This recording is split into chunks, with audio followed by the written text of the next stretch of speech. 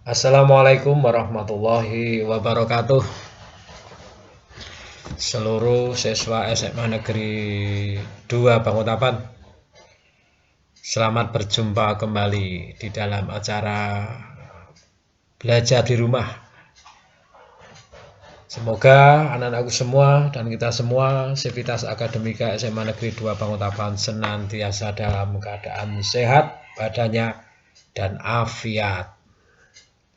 Tidak usah berpanjang lebar kita berkata-kata, marilah kita masuk ke materi elastisitas bahan.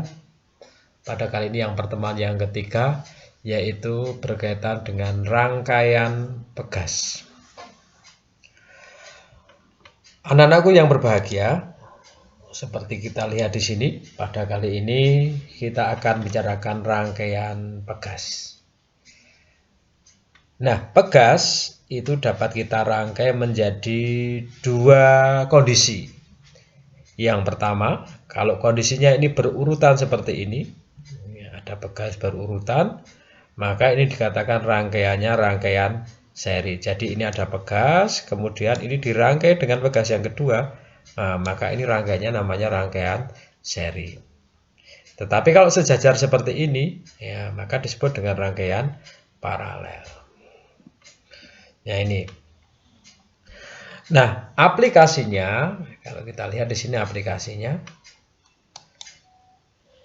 kalau seperti ini, pegas ini dirangkai paralel. Tetapi kalau, maaf ini bukan pegas ya, apa ini tali. Tetapi kalau ini talinya itu disambung, ini ada tali satu, kemudian disambung karena putus, kemudian disambung dengan tali dua di sini.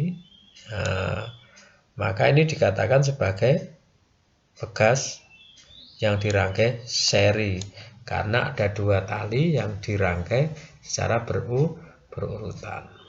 Oke. Nah, ini contoh aplikasi pada rangkaian seri. Nah, sementara ini kalau kita lihat contoh yang kedua, ini ada orang siapa ini si Baduy sedang berlatih memanah ini. Kita lihat di sini ada apa ini tadi, tali panahnya, tali ini busur, ini tali, ini anak panah. Nah, kalau tali anak panah seperti ini dirangkai paralel, jadi tangan Badu akan menarik dua buah tali di sisi kiri dan sisi kanan, ini namanya dirangkai paralel. Oke, contoh yang lain. Nah, kita lihat, misalkan orang bermain ketapel. Si Badu capek main panah-panahan kemudian cari ketapel. Nah, dikatakan dia juga rangkaiannya adalah rangkaian paralel. Jadi tangan Badu, gaya yang ada pada Badu ini akan ditahan oleh dua buah tali ketapelnya. Ini juga, ini kalau anak-anak sekalian lihat, ini namanya trek sando, alat untuk melatih otot. Ini otot ini kita lihat. Ya tinggal ditarik pakai tangan kiri, pakai tangan kanan. Ini juga namanya trek sando. Nah, suspension atau namanya shock breaker ini juga ya. Ada, kalau kita lihat ini, jangan lihat motornya, lihat saja shocknya ini. Kita lihat ada shock sebelah kiri, mestinya ada shock sebelah kanan. Jadi sini ada dua shock, di sini shock kiri satunya sebelah sana ini. Ini juga dirangkai secara paralel. Jadi intinya pegas itu bisa dirangkai secara seri atau paralel. Ya, sekarang kita lanjutkan. Nah, kita mulai ini dengan menggunakan tulisan tangan khas dari tulisan saya. Kita lihat di sini. Yang pertama akan kita bahas adalah rangkaian seri terlebih dahulu. Kita akan membahas rangkaian seri terlebih dahulu. Kita kasih ganti warna hijau ya. Pertama, pegas itu disusun seri atau berurutan. Nah, ini seri atau berurutan. Misalkan sekali lagi kita mempunyai dua pegas yang identik. Identik itu kita anggap pegas itu mempunyai konstanta sama. Karena ciri khas pada sebuah pegas adalah terletak pada konstantanya. Misalkan kita punya dua pegas 1, pegas 2. Kemudian kita rangkai secara seri. Nah, kalau kita lihat di sini, nah, nanti urut-urutan pengerjaan pembahasannya. Sekarang kita lihat di sini, ketika di rangkai seri ini, nah, seri ini berurutan, ini rangkainya seperti ini. Nah, kita lihat. Ini katakanlah ini panjangnya X1, ini panjangnya X2, ini kosatnya X1, K1, ini K2. Nah, ketika kemudian dikasih, kita lihat ini panjangnya jadi sekian ya, ini panjangnya sekian ini ya, panjang mula-mula. Nah, ketika dia dikasih beban, kita lihat, maka beban ini akan bekerja pada seluruh gaya. Kalau kita lihat di sini, beban itu akan bekerja pada seluruh gaya. Apa yang terjadi? Nah, kita lihat di sini, bahwa ada beberapa prinsip yang dapat kita gunakan pada rangkaian seri. Yang pertama, kita lihat, gaya untuk menarik didistribusikan merata. Jadi kalau kita lihat di sini, ada beban di sini ya, ada beban. Nah, beban itu menarik ke sini, tetapi pada dasarnya gaya balik pegas lah yang bekerja. Maka di sini nanti ada gaya balik pegas ke arahnya ke sana. Nah, kayak gitu. Nah, dari sini kita lihat bahwa apa itu? Gaya untuk menarik itu didistribusikan merata. Artinya apa? Kalau ini gayanya yang di sini W itu adalah misalkan saja 10 Newton, maka 10 Newton pada pegas yang pertama ini juga akan dikenai 10 Newton. Jadi besarnya gaya sama. Pada pegas yang kedua juga dikenai 10 Newton. Nah, begitu ceritanya. Jadi gaya ini didistribusikan merata baik di pegas 1 atau pegas kedua, nilainya sama dengan pegas yang menarik itu tadi. Nah, karena pegas ini dikenai tadi mula-mula panjangnya ini adalah X, misalkan kemudian dikasih beban berapa tadi? Misalkan 10 Newton, maka otomatis dia akan mengalami pertambahan panjang sebesar X1. Ini juga akan mengalami pertambahan panjang namanya X2 gitu. Jadi karena tadi masing-masing pegas dikenai gaya sehingga dia mengalami pertambahan panjang. Nah, itu. Nah, kemudian kalau dilanjutkan, sekarang kita lanjutkan. Nah, tadi secara konsep bahwa pegasnya itu terdistribusi merata. Ya, kita sebut saja gaya berat tadi yang namanya W tadi. Yang menarik tadi, tapi pada dasarnya karena ini menarik muncul gaya balik pegas tadi. Nah, besarnya gaya balik pegas F seri ini sama dengan W. Nah, besarnya sama dengan gaya yang bekerja pada pegas pertama dan gaya yang bekerja pada pegas kedua. Taruhlah, misalkan saja, supaya lebih sama, nanti toh ini besarnya sama, F pengganti serinya nanti sama, F1-nya sama, F2-nya sama, toh kita sebut saja namanya F begitu. Itu hanya istilahnya saja F.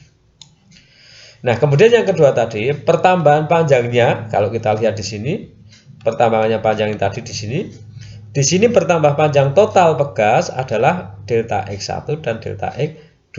Sehingga nanti di sini delta X totalnya, delta X serinya adalah delta X pakai simbol S itu menyatakan indeks untuk menyatakan rangkaian seri. Sehingga delta X seri sama dengan delta X1 plus delta X2. Nah, kalau kita gunakan hukum Hooke, masih ingat hukum Hooke F sama dengan K delta X, berarti delta X sama dengan F dibagi K. Nah, kalau ini kita masukkan, kita lihat ke persamaan yang atasnya ini tadi. Kalau kita masukkan di sini, ya, delta X adalah F dibagi K. Kalau begitu, kalau ini adalah delta XS, ini berarti ya sama. Karena ini ada kata-kata S seri, maka F-nya menjadi F seri, K-nya menjadi K seri. Sama dengan, kita lihat ini ada delta X1. Delta X1 berarti di sini sama dengan F1 dibagi K1. Ada delta X2 berarti ini ada F2 dibagi K2. Nah, karena tadi kita asumsikan ke F1 sama dengan F2 sama dengan Fs tadi, maka kita bisa mengganti Fs ini dengan F. Ini diganti. Toh tadi kan besarnya sama. Fs sama dengan F. F1 sama dengan F. F2 sama dengan F. Dibagi KS. Nah, kita lihat. Di mana T masih ingat? Di sini. Nah, ini tadi. Yang di sini tadi. Ini tadi sebagai acuan. Ya, pemisalan ini harus konsisten. Artinya kalau di sini pakai begini, maka nanti ini bisa dipakai di sini. Nah, sehingga kita lihat di sini, kita ulang tadi bahwa ini masing-masing adalah besarnya konstan. Maka kita lihat di sini. Nah, F-nya nanti bisa disederhanakan. Sehingga nanti berlaku tinggal menjadi 1/k seri sama dengan 1/k1 plus 1/k2. Ini nanti. Nah, jadi kalau kita lihat, jadi kalau kita kembalikan ke ilustrasi yang ini, ketika dua buah pegas dirangkai seri, nah nanti dua buah pegas, maka besarnya konstanta pengganti, ya, namanya K seri. Diperoleh dengan cara ini rumusnya. Apa tadi? 1/k seri, 1/k pengganti sama dengan 1/k1 plus 1/k2. Ya, seperti halnya dulu ketika di pelajaran SMP ada rangkaian listrik ya, seri dan paralel. Dua lampu, dua hambatan itu bisa dirangkai seri dan dirangkai paralel. Nah, kalau ini sudah ketemu K pengganti seri, kemudian beban ini dipasang di sini. Beban itu dipasang di sini, ya, menjadi ini. Nah, maka kita lihat pegas yang sudah diganti KS tadi akan bertambah panjang seberal delta X seri yang ini tadi, sehingga muncul persamaan yang ini tadi. Oke, sekali lagi untuk bekas pengganti seri, maka besarnya K pengganti seri dapat dirumuskan dengan persamaan 1/k pengganti seri sama dengan 1/k1 plus 1/k2. Oke. Ya, ini yang K pengganti seri. Kemudian kita lanjutkan untuk K pengganti yang disusun secara paralel. Nah, misalkan begini, ini tadi. Ya, kita lihat di sini. Kita kasih warna merah biar agak beda. Oke. Jadi misalkan kita juga punya dua pegas identik. Misalkan ini dua pegas identik. Nah, ini disusun paralel, sejajar. Paralel ini sejajar dengan ini, maka dikatakan paralel. Nah, seperti halnya logikanya sama tadi. Ketika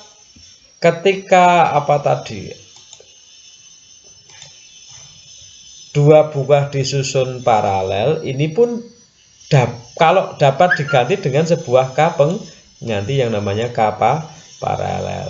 Nah, sehingga kemudian kalau ini dikasih beban, ini menjadi bertambah panjangnya, namanya delta X paralel. Tapi ingat ya, ini K-nya K paralel. Nah, sekarang prinsip-prinsip apa yang kita gunakan? Coba kita lihat di sini. Prinsip yang digunakan, gaya pada pegas yang dirangkai paralel dibebankan pada masing-masing pegas. Jadi, kalau ada sebuah pegas itu dirangkai paralel, maka bebannya ini akan diambil alih dua-duanya. Nah, sehingga nanti berlaku gaya yang ini tadi, Fp-nya, beban ini, berat ini, maka akan diambil alih jadi. Nah, sehingga kita lihat seperti ini. Nah, sehingga F pengganti paralelnya sama dengan F1 plus F2. Yang kedua, jika dalam sebuah percobaan itu menggunakan pegas yang identik, maka nanti berlaku pertambahan panjang di sebelah kiri. Nanti kalau ini ada pertambahan panjangnya, kita lihat misalkan di sini ada pertambahan panjang, di sini ada delta X-nya. Nah, ini juga ada delta X-nya. Nah, taruhlah di sini. Maka delta X di sini akan sama dengan delta X di sini. Kita asumsikan pegasnya itu pegas identik. Nah, sehingga nanti berlaku apa? Kita lihat di sini berlaku delta XP paralel sama dengan delta X1 sama dengan delta X. Sebut saja namanya delta X tadi. Ini.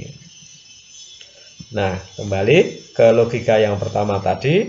Tadi disebutkan bahwa besarnya FP ini tadi. Nah, Fp sama dengan F1 plus F2. Hukum Hooke, F adalah K dikali delta X. Karena ini simbolnya P, maka ini menjadi ini. Kemudian F1, ini F1, hukum Hooke-nya K1 kali delta X. F2, kan, oke. K2 kali delta X2.